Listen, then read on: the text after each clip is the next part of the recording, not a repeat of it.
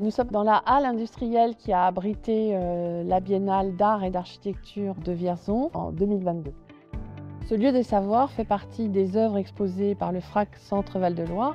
Nous l'avons conçu comme un lieu à la fois d'expérimentation, mais aussi un lieu d'agora pour recevoir les gens qui visitent cette biennale.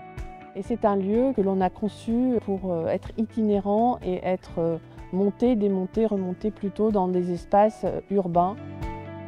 Sa forme est issue de cette réflexion sur le fait de se sentir à l'intérieur, mais avec l'envie d'une élévation vers l'extérieur. C'est pour ça qu'on a les pans de la toiture qui sont inversés.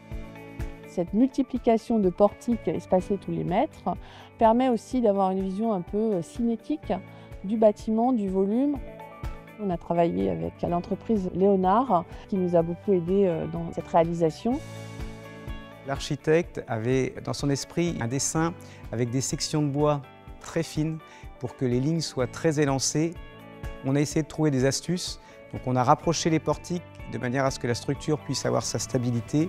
Donc on est parti sur du bois lamellé-collé en épicéa. La résistance mécanique du lamellé-collé était meilleure. On a utilisé des assemblages boulonnés, aussi bien pour la structure bois que la structure métallique, de manière à pouvoir la démonter facilement. Ce pavillon, cette micro-architecture, fonctionne avec 4 éléments structurels.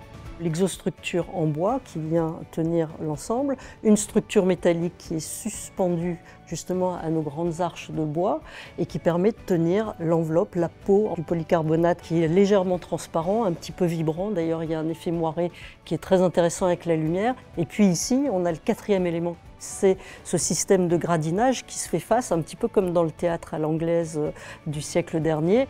Il y a un espace un peu central où un artiste ou un professeur ou un poète peut prendre la parole et tout d'un coup organiser des débats à l'entrée ou à la sortie de l'exposition. Le bois est un matériau noble, un matériau vivant avec des essences extraordinaires. On peut partir de bois très très foncés vers des bois très très clairs. Et ce prix régional de la construction bois est essentiel puisqu'aujourd'hui on peut montrer qu'on peut fabriquer des choses de registres très très différents en fonction justement du matériau avec lequel on va travailler.